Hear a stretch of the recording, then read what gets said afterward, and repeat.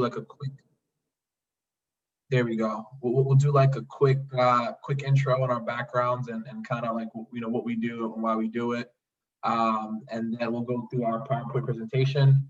To be honest, the presentation is somewhat very straightforward.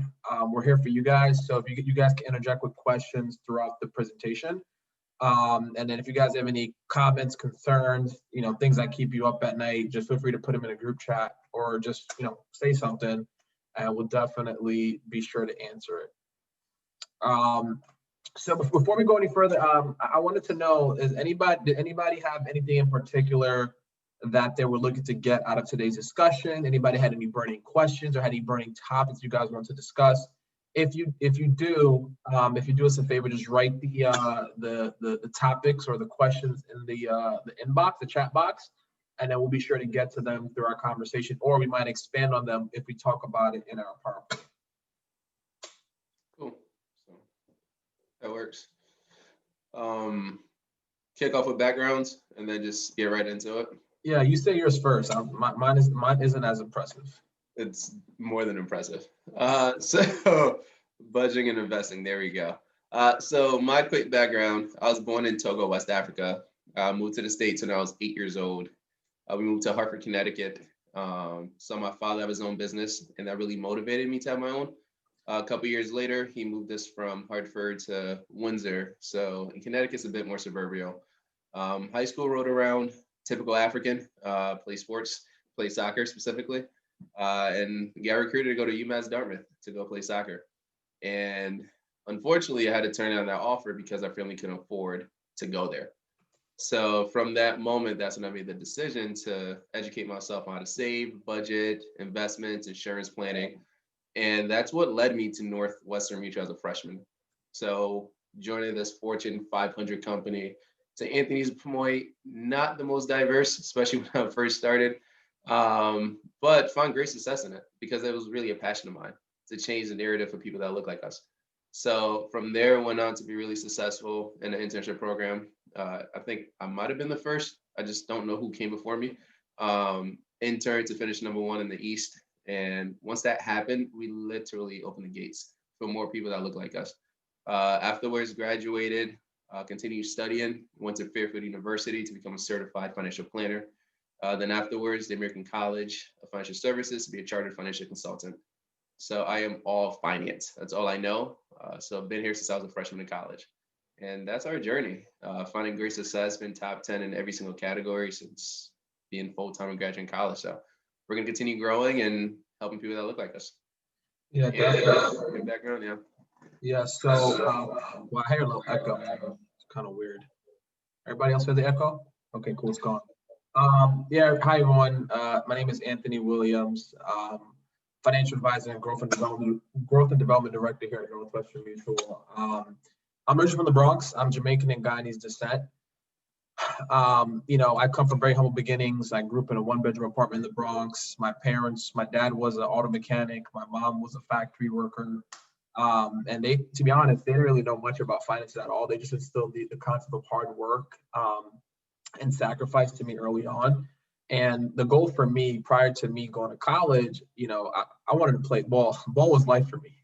And then I realized I'm 6'2", I can't really jump as high. I have a good jump shot, but also was plagued with injuries. So I was like, you know what, let me go to school and get an education. So I went to Howard for undergrad. And just like Bilal, I started with this company very early age. I got into the financial planning business when I was 18 years old.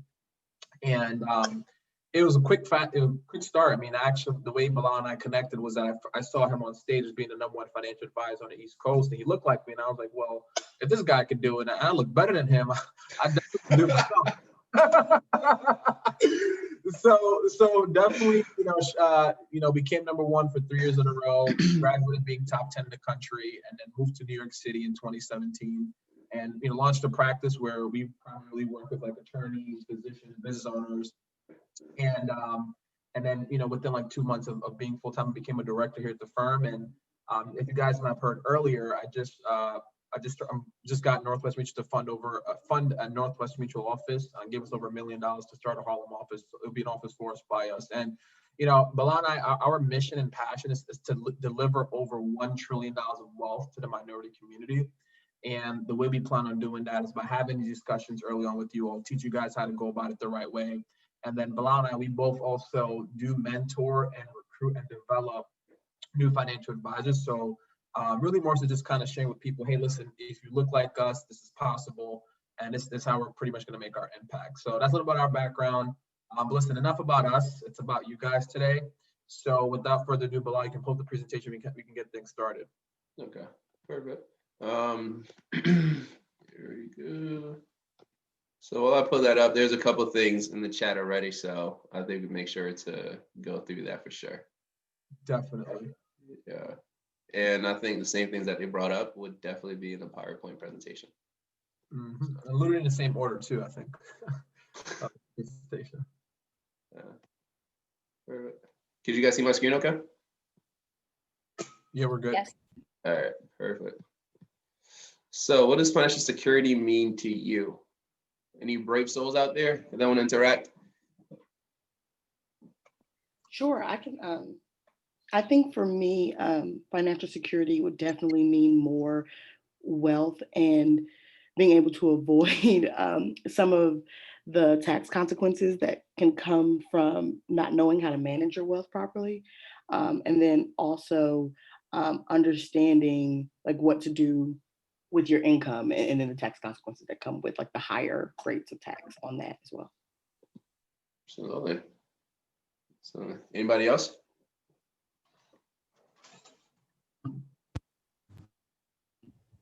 I guess just not living paycheck to paycheck. That's a big one. That was definitely a big transition from going from living paycheck to paycheck to not. You just feel better. It's just less stress on your body, your mind, and all the above. So, do you feel like you're financially secure? Unless you have trust fund money or mommy and daddy money while you're in law school, it's very difficult to be financially secure.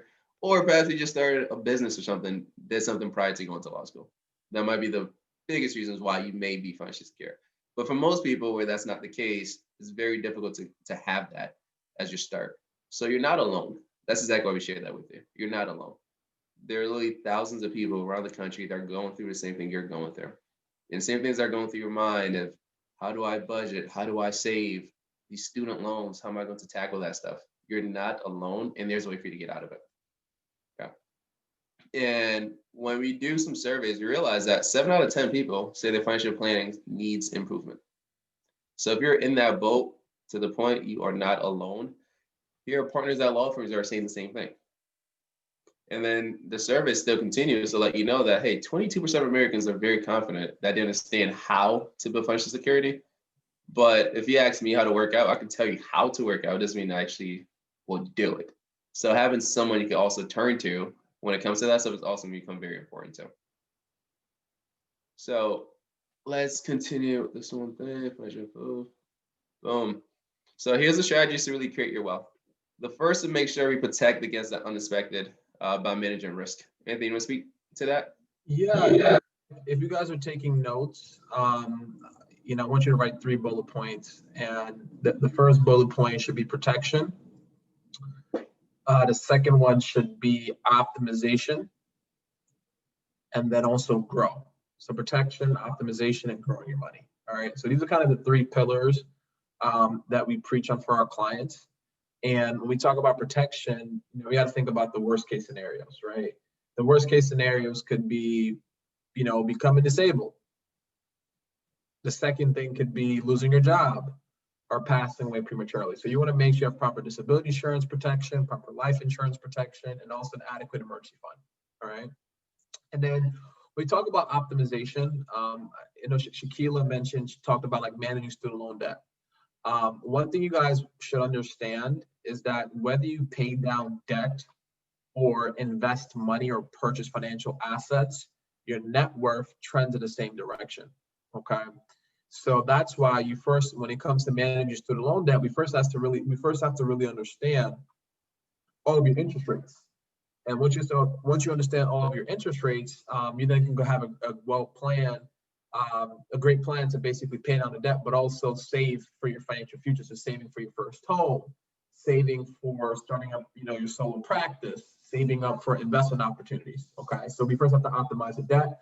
And then we talk about growing your money. And we talk about growing your money, we're talking about investing money to like stocks, bonds, mutual funds, setting up 401k plans, so on and so forth, right? So the main point here, and what we found what people do, is that they sometimes do these type of strategies in a different order. However, we believe the best way to build a bulletproof financial plan is to first protect, optimize, and grow. Absolutely. So I want on the topic of protection. One of the big things you mentioned is having emergency savings. Who know how much you should have in emergency savings? And if you do, just shout it out. 2 months of expenses. So we got 2 months of expenses. Is Any it other- 6 months? I'd say 6 to 8 months. 6 to 8 months. Okay. 3. Any other? We got 3. We're just getting all type of numbers now. So the rule of thumb is to have anywhere from 3 to 6 months of your living expenses.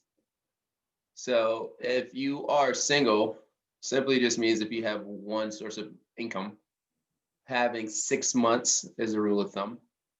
If you are married and you have a dual household income, 3 months tend to work. So aiming for that 3 to 6 months. And that's from the Certified Financial Planning Board. Right now, during the pandemic, we're seeing people on the side of 6 to 9 months, or some people 9 to 12 months, just because of the uncertainty. So making sure you understand that. That's also important. To continue elaborating on the protection piece, 2 things Anthony mentioned. One was life insurance, and the other one was disability insurance. You probably learned this in your courses. What is disability insurance? Anyone could expand on that?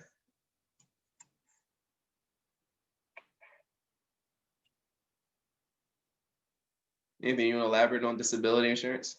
Yeah, so disability, so I like to look at disability insurance is basically kind of like having car insurance on your paycheck, where like if you're gonna insure your phone, or you insure your, let's say you insure like jewelry or something like that, we found that people often overlook insuring the most important thing, their income. So disability insurance is where, hey, listen, if you're gonna become sick or hurt and can't work anymore, what is going to be that, what's plan B? What's going to be that income, right? And you want to make sure you have a solid plan in place, because if you think about it, financial planning, it has financials in front of it. And if there's no financial protection for your financial plan, it's just a plan. And some of the nuances that we've seen with our clients, especially those that are like, first year to like 5-year associates and whatnot, is that when we apply for disability insurance for them, we found that they sometimes may get declined for this type of plan because of history of like anxiety, depression, and whatnot. And we don't, I wouldn't be able to do a day in law school. You probably shrivel up into a ball. But we do know that, school can be somewhat stressful. So one thing I'll just say as like a shameless plug there, just personally, whenever you go see someone for like help or something of that nature, make sure that they're clear on, why you feel the way you feel, and make sure that your doctor notes are updated, because we have many clients who are like very healthy.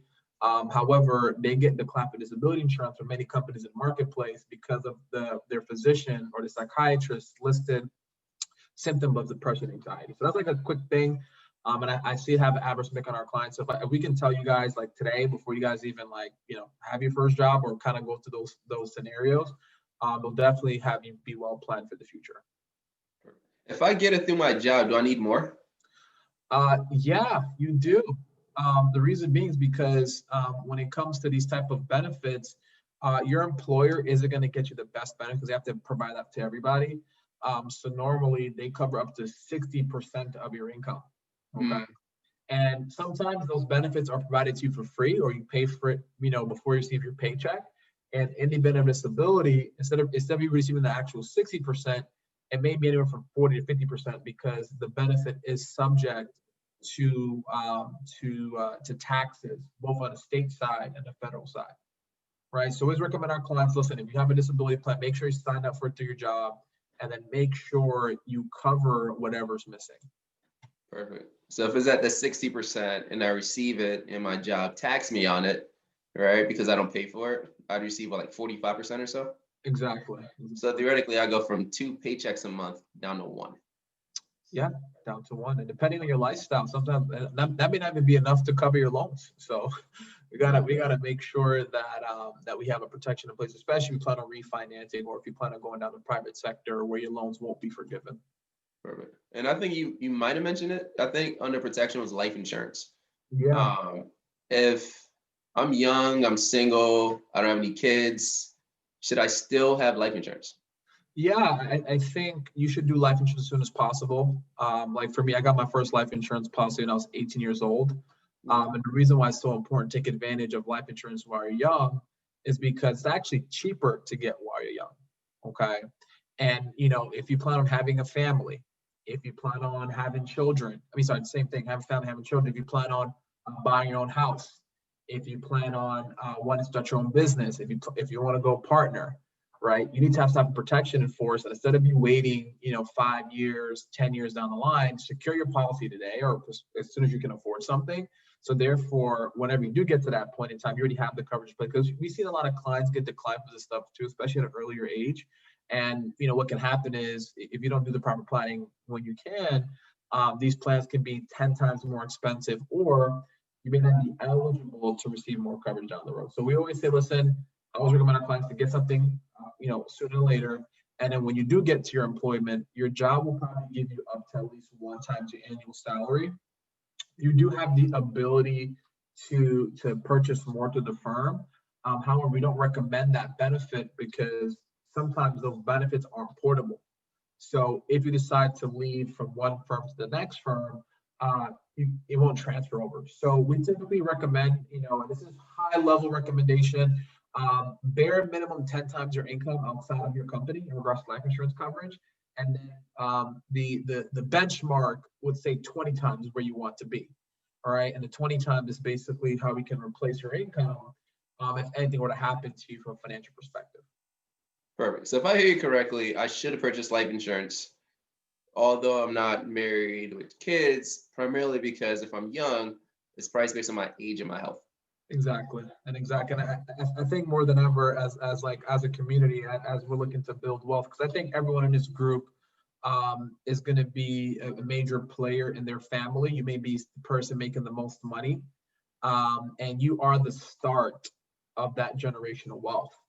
And one of the most efficient ways to transfer and protect wealth is life insurance, along with investments, businesses, so on and so forth. So that is a true foundation. Awesome. I saw a shirt on Instagram ad says generational wealth begins with me. Anybody else saw that? Or is it just me?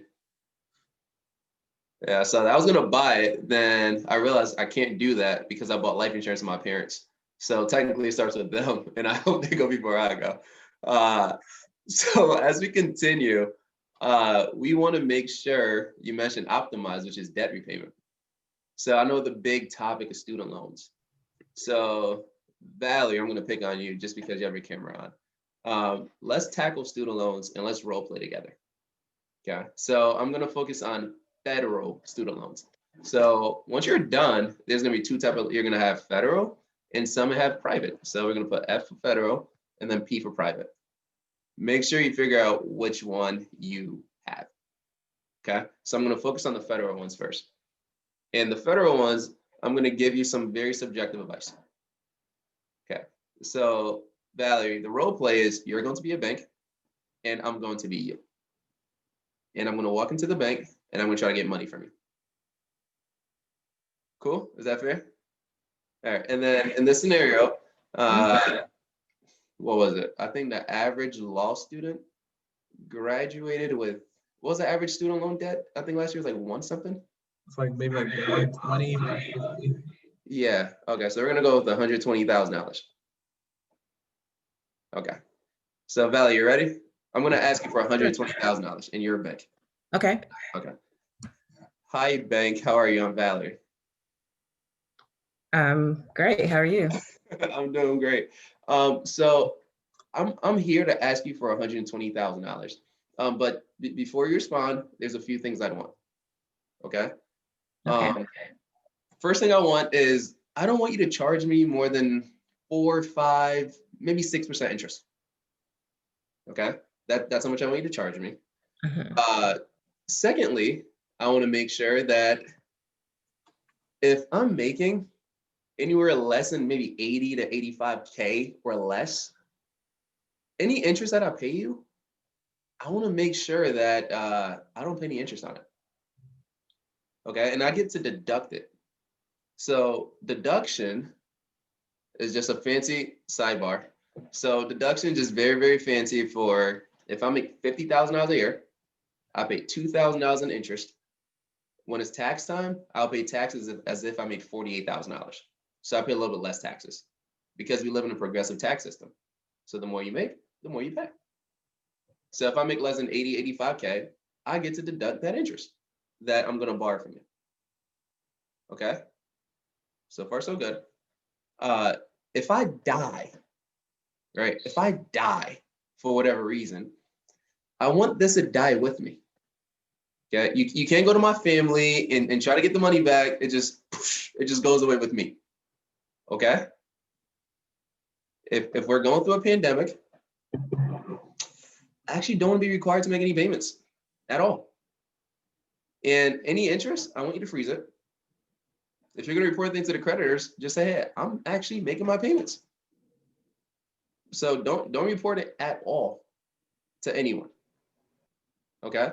And I want there to be a possibility that you may actually forgive it. So what do you see now with the current administration? Biden ran and he said, hey, I want to forgive $10,000. VP says, no, let's forgive 50. Okay, I don't know what's going to happen.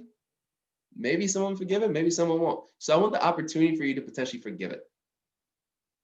Okay, so far my stipulations are 4 to 6%. If I make less than 80, 85, I want to be able to deduct it. If I die, I want it to die with me. Okay, and if we're going through a pandemic, I don't want to be required to make any payments.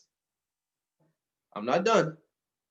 I also want you to give me the option to pay you back over 30 years. Over 30 years. So that's 5 things. One more.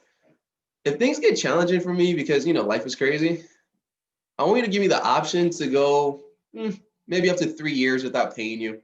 Let's call it forbearance. Could I borrow $120,000 from you? Yeah, negative. Why not? What's in it for me? Well, I'm going to pay you back eventually, maybe. Yeah, no. Okay. I could make money. Yeah, I could have my money. I can make money in very many other ways. Got it. So thank you for role playing with me. Everything I just described, do you know what that is? That is your federal student loans. Why on earth would you rush to pay that off? I'm always cautious to replicate something, like to get rid of something I can't replicate. You can't get it again. No one is going to give you a loan under these terms, ever. And since they won't, let's not rush to get rid of them. Again, everything I just said is very subjective. Well, some are very factual. But for me, I have $9,000 left on my student loans. 9. I haven't made a payment since March. If the Biden administration forgive $10,000 worth of loans, I am $1,000 upset. Because they would forgive if I had it. But we're all trained and coached to rush and pay off our student loans. Anthony said a great point earlier. When it comes to building your net worth, whether you pay down your debt or you invest into assets, you get the same impact. So I'm not saying don't pay your loans. My encouragement for you is when it comes to your federal student loans, if you can delay making those payments for as long as you possibly can, all the better. But again, I'm not saying don't get rid of them. If you say, hey, I want to get rid of it in 10 years, refinance it for 30 years if they give it to you. Make those payments as if you're going to pay it off in 30 years. But whatever would have kept you on track to be done in 10 years, put that away into your investment account and give yourself the option Where you might wake up in 5 years or 8 years and say, you know what, actually you want to get rid of it. But at least the money is away in another account for you where you can take that money out and pay off the loans if you decide to. Because here's the reality. Valley, let's imagine we're sitting down in 12 years, all right? And it's not Biden, but 12 years from now, new president goes in office, and you work so hard, and this $120,000, you paid it off. And we're high-fiving each other, and we're super excited, and we're dancing in the rain. And then the next day, news come out that the bill got passed to forgive all student loans. How would you feel?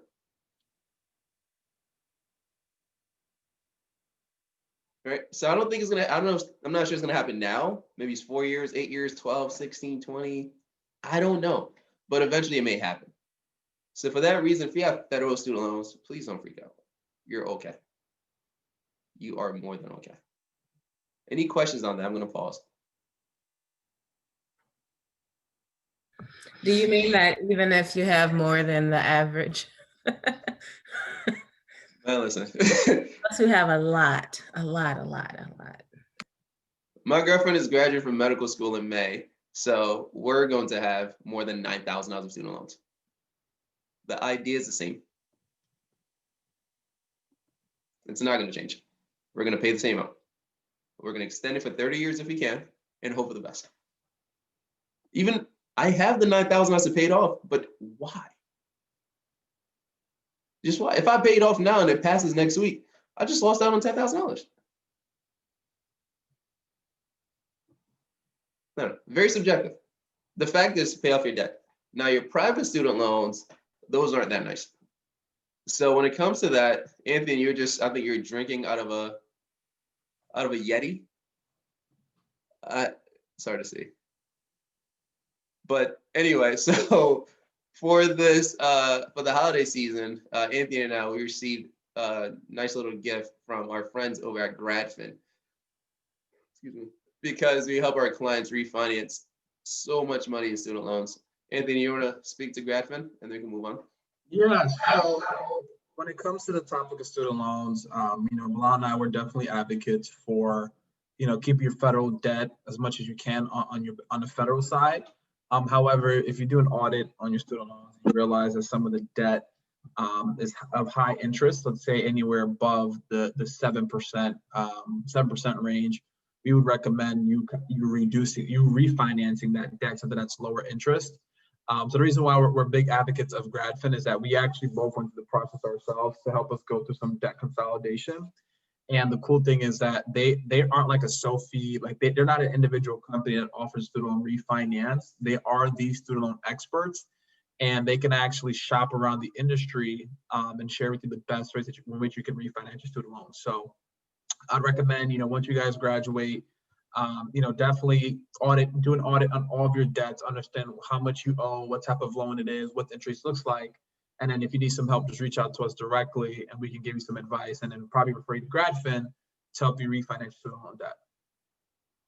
Perfect. I think it's time. So okay. Talking about wealth accumulation. So I think we talked about protection. Now we talked about optimization. So now we're going to talk about wealth accumulation. Okay. And so some of the things that I've seen Sheila mentioned smart money moves to make as you graduate when you start full-time jobs. And then someone says managing tax consequences once we increase our wealth. And then we have day trading, crypto, and passive income. So these are things that do help build wealth. And disclaimer here, because I know you guys are attorneys, anything that we do say today, it's not an advice or recommendation. And if you do need personal advice, talk to a licensed professional, okay? So now with that being said, I guess the first thing you can take, smart money moves, is take advantage of the match through your job when it comes to retirement plan. So if your job is giving you a 401k or Roth 401k, so 401k or Roth 401k, or if you plan on going, let's say like the government route, maybe like a 457 plan, we recommend just take advantage of the free money. Simply what the match means, if your company gives you 3% extra into your 401k because you did 3%, put 30%. It's free money. And then the second thing I would say you should probably smart money move is do a budget sheet on yourself. And I'll make sure that we send over a budget sheet that you guys can look at. But simply what I want you all to do is take a look into what are all your fixed expenses first, okay? After take a look at all your fixed expenses, you're gonna see some money left over. And out of that money, I want you to realistically figure out how much money you can put away towards your financial future. And also think about, what the goals would be like within the next 3 to 5 years. This may be buying a house, build up emergency fund, so on and so forth. But I think that'll be the very smart money move. And another thing too could probably be setting up an individual investment account, right? Because when it comes to investing or saving money, it's always good to start sooner than later. And then Bilal, I think this PowerPoint has a piece where they talk about the power of compounding interest. Maybe the next 2 slides. Mm-hmm. I'm not sure if it's gonna go there. Nope, it doesn't have it there. Cool.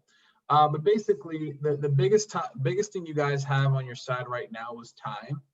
I did some math with the client where I was like, hey, listen, if we had a baby, let's say at age 0, and all we did was put away $50 a month to an investment account, earning 7% interest, by the time the baby turns 18 years old, they would have over $60,000 inside this investment account, just because of them just having so much time, right? So to recap the smart money moves, take advantage of the match, conduct your budget sheet, understand what your fixed expenses are. I have to figure what your fixed expenses are, commit to saving a specific amount of money on a monthly basis towards your planning, and then start investing sooner rather than later. Perfect.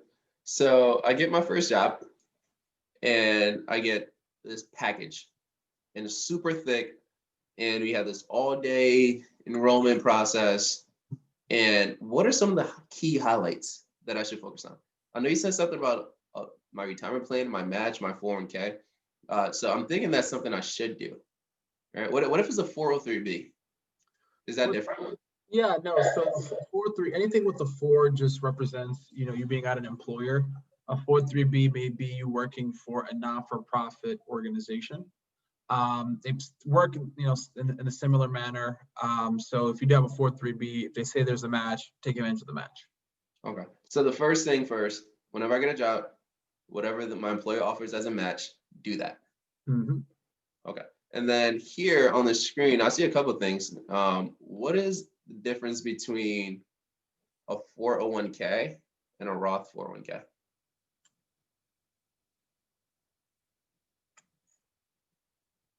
Seems like you clicked out. Is there a difference between either one of them? Or do you have a preference? Do you recommend should I do the Roth 401k? I keep hearing about this thing called a Roth. Perhaps I should do that.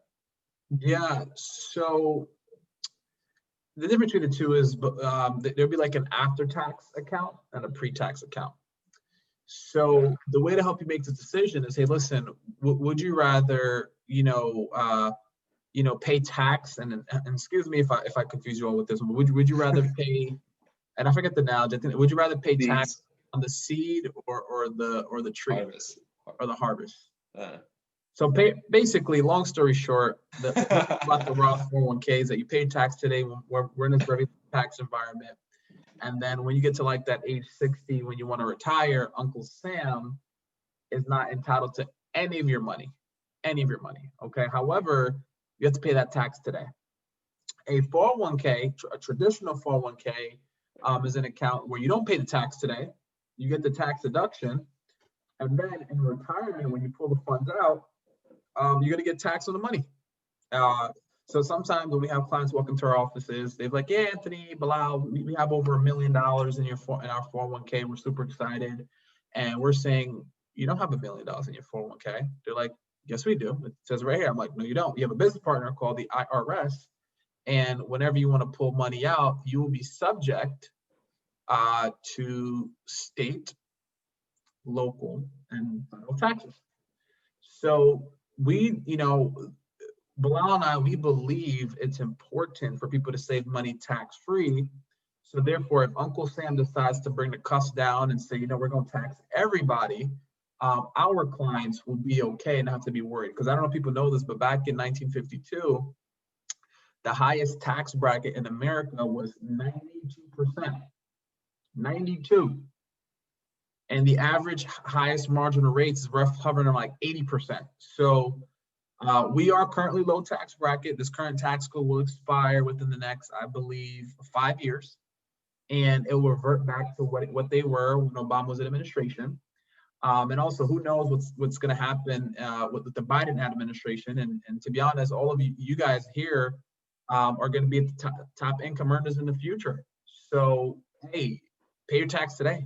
So therefore, when you decide to take a step back, Uncle Sam isn't going to, Uncle Sam is going to take your money. So I had a question from Skylar. Do all companies offer a Roth, or does it depend on the company/firm? So it depends on the company/firm.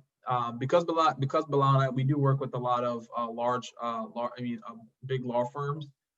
Majority of them do offer the Roth option. However, if we're connected with maybe a mid-sized firm or a small-sized firm, they may not have those many options available, because it is costly to set up a 401k plan. So if you're working for a firm that isn't as established as of yet, they probably won't have that option. They might just have a traditional 401k available to you all. Perfect. So you get a job, they offer you a 3% match, you take the 3% match. They offer you a 6% match, you put in the 6%. They offer you a 12% match, you put in 12. They offer an 89% match, you put in the 89%. Whatever the match is, you just do that into the Roth 401k. Nothing above that. And then one thing I'll say too is a small consideration, and this may not be true for everybody, but let's say you get a job and you're at the firm and they offer a match, but you're like, you know what, I'm probably not going to be here for like the next year, 2 years, or 3 years. Maybe the 401k match may not be in your best interest, right? So now what is vesting, right? So typically a vesting is where, come back to match. If your company gives you 3%, they'll give you 3%. But in order to kind of somewhat handcuff you and make sure you don't leave the company, they're going to say, hey, listen, Bilal, if you want to receive this 3% we've been paying you over the last few years, you have to be with us for at least 3 years. Okay. And then once your money vests, then you can take that money with you, right? So if you plan on working at a firm and they don't provide a match, we would suggest setting up a Roth IRA if you're eligible. Okay. So now, what is a Roth IRA? A Roth IRA is a retirement account that you set up outside of your employer. Okay. And the way this account works is that you put in money after tax. So just after you receive your paycheck, the money then grows for you without being taxed. And you pull it out tax-free in retirement at 59.5. The cool thing about this one too is that, you can use up to $10,000 as a down payment on your home without any penalties. So we can have that double-edged sword when it comes to the Roth IRA. Second, it's a very low threshold. The max you put into the Roth IRA is $6,000 per year. So if you can get to that, if you can get there, as soon as possible, that's even great. And I did some math too. I was like, hey, if I'm able to tell a 26-something-year-old put away $500 a month towards this Roth IRA alone, by the time they get to, let's say, age 60, and assuming a 12% return in the markets, which is possible depending on the funds that you put your money into, you may have over $2 to $3 million just by saving $6,000 a year, tax free. Okay, so that's just one consideration. And obviously, do your research. If you have any questions, reach out to us. But that's what I would do if I just started a firm and I don't see myself being there long term. And they do provide a match. Perfect. I think you covered that pretty well. One last thing to add to that, when you start working and you get all these benefits to your employer, they're going to ask you to pick a retirement fund. There's these things that end in 2060, 2055, 2050. They call them target date funds. Just pick one of those.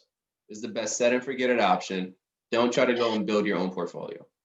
So you can say, I'm going to put 6% in. They're going to ask you what fund, 2055, 2050, whatever is closest to Social Security normal retirement age, which currently is 67. So if you're 25 years old right now, you add 40, you're going to be 65. So therefore, we're in 2020 plus 40, you should go with the 2060. Cool. Any questions on this stuff, or good to go? And then one more thing to add as well is a target date fund is something that it's a very simple solution. It's something that you can definitely do on your own. However, if you decide to leave the company, we do not believe it is the best solution. And the reason why is because it is a cookie cutter portfolio. All right. So that means that it's going to just track your retirement age, and it's not going to shift according to what's going on in the macro, micro economic environment. Right. So we do recommend target date funds are a great place to start, but it's not the end all be all. And if you decide to leave your employee and go to a different company, you do want to make sure you work with a certified professional to help you out with your allocations, right? And allocations, what I mean by that is we invested into like either stocks, bonds, mutual funds. Are you focused on U.S. companies? Are you focused on emerging markets? Are you focused on real estate? Okay, so that's something I want to throw out there to you all. And this probably may not be relevant probably for the next 2 years or 3 years, but you guys will remember it. We're targeting fund, cookie cutter, but it's a nice place to start, but it's not the end all be all. Absolutely. And I think this screen right here will probably capture it all as we wrap up. So Scott, to answer your question in the group, is the Roth IRA, in the Roth IRA, you pay taxes on each contribution, so you don't have to pay taxes when you pull it out, correct? Exactly, yeah, because think about it, when you receive your paycheck, all the taxes have already been taken out. So that's why we consider that as like a post-tax account versus like a 401k. You don't normally see that on your paycheck, when you get paid out, because it came out before you got taxed. Perfect. So to answer all the cryptocurrency and all the other questions that we just got, real estate's another big one. Ultimately, we're all right here. We're in pre-retirement income. And we have these options here that we could turn to to make sure we make our cash reserves as big as possible, because the bigger it is, then the more retirement income we could have. Apparently, there's just a bunch of different ways to go there. So we have this left side right here. We call this "if you're so lucky" bucket. If you're so lucky, we might get Social Security. If you're so lucky, your firm may offer you a pension plan. We haven't seen many of those. Not many firms offer pension plans. And quite frankly, 40 years from now, 30 years from now, if you're going to retire, will Social Security be there? I don't know. For our clients, increase taxes, so that's why you say tax-free money. That's what we believe. So, we just want to make sure that either way, because retirement in America, it's a huge bubble. It's a huge crisis waiting to happen. There's going to be a lot of changes in administration, the changes in legislation around retirement planning. So let's just get ahead of it, start sooner, and also have these accounts working for you, right? Bilal and I, our belief is that we don't think there's a silver bullet in financial planning. Each account is going to have its pros and it's going to have its cons. The idea is to have all these accounts working for you so you can take advantage of each pro of each account and net against the other cons, okay? Another reason why we like to have these accounts working for you is because we want to protect against many things, such as something called tax risk, which is something we talked about, where we want to make sure we're not paying the, high taxes. The second is something called market risk, right? At the end of the day, the stock market does go up and down. The stock market is like a yo-yo on an escalator, okay?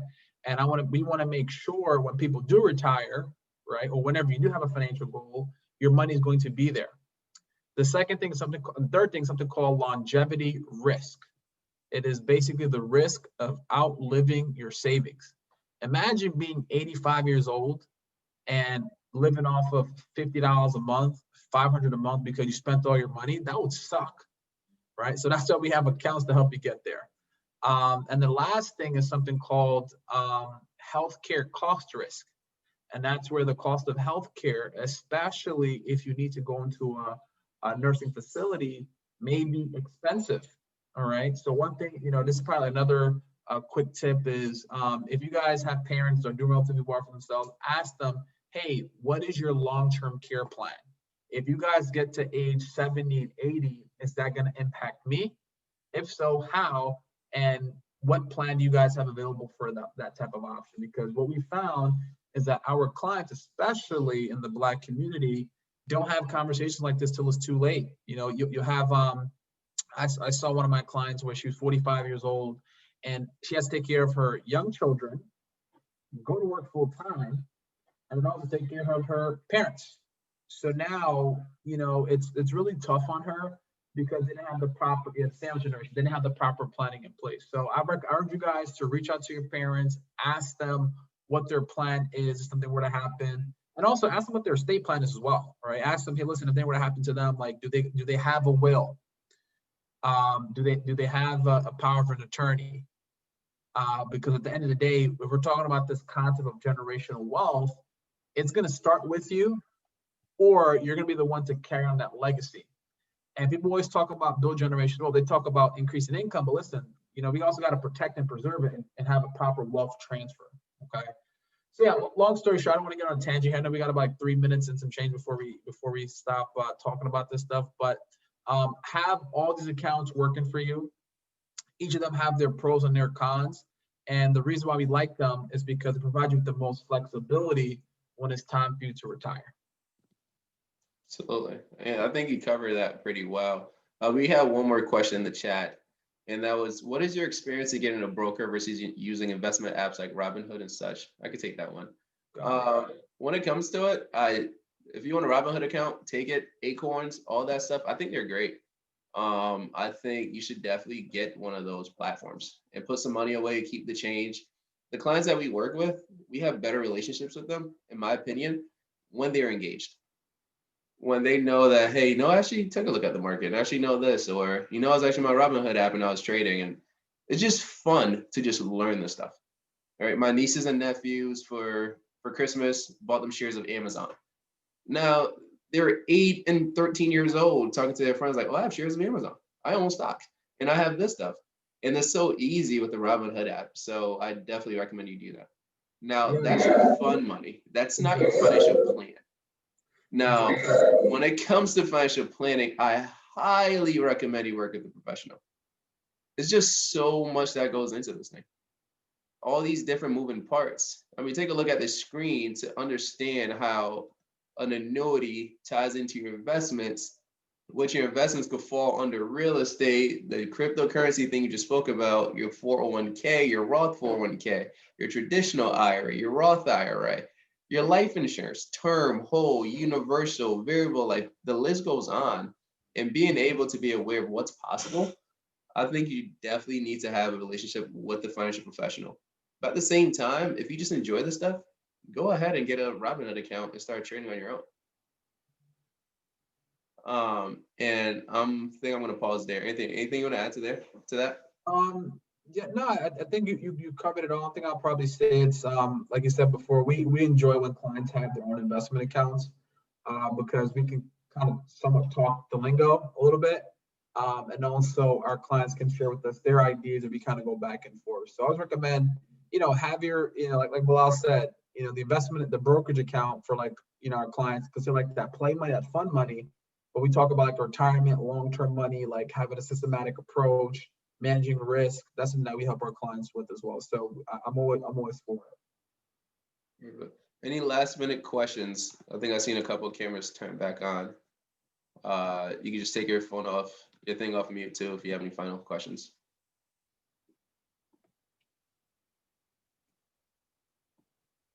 No? How was this? How was today? Was this helpful? This is when we unmute ourselves.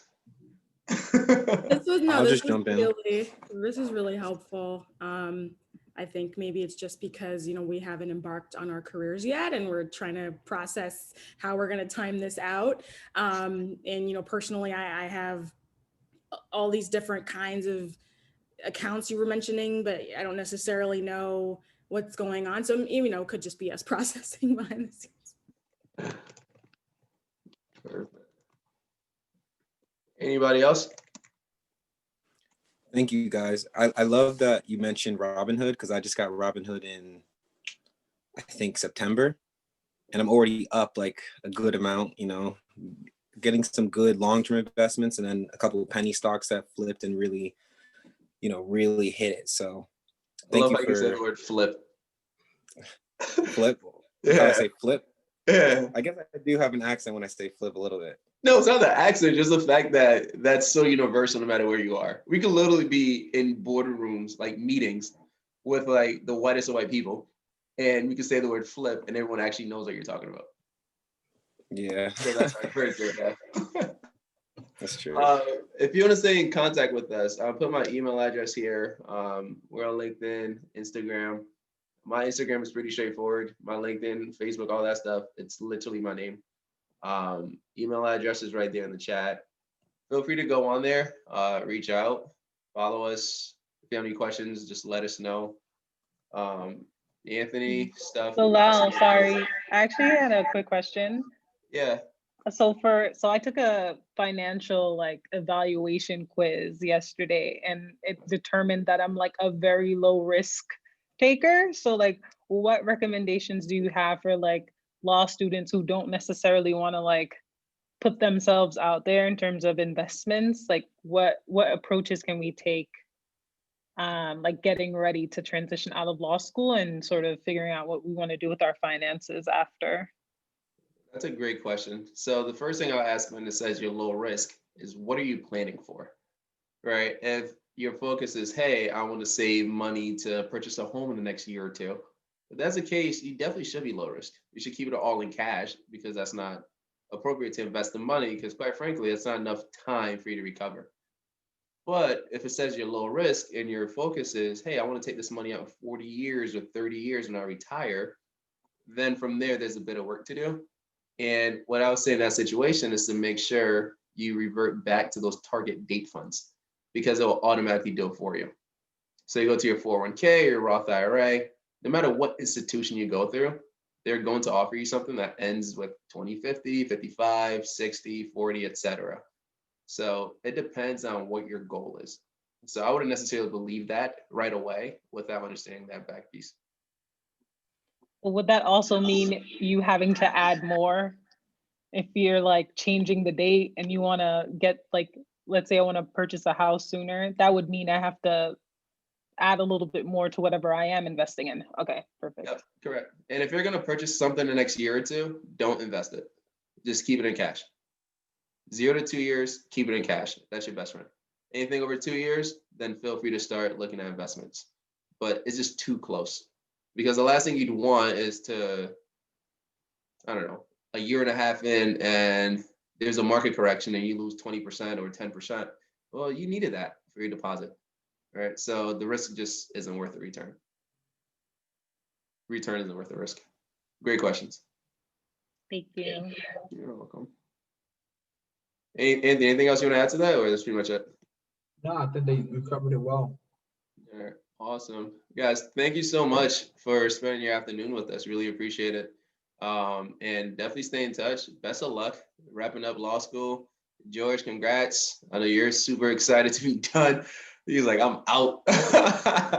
And then everybody else, best of luck and keep going.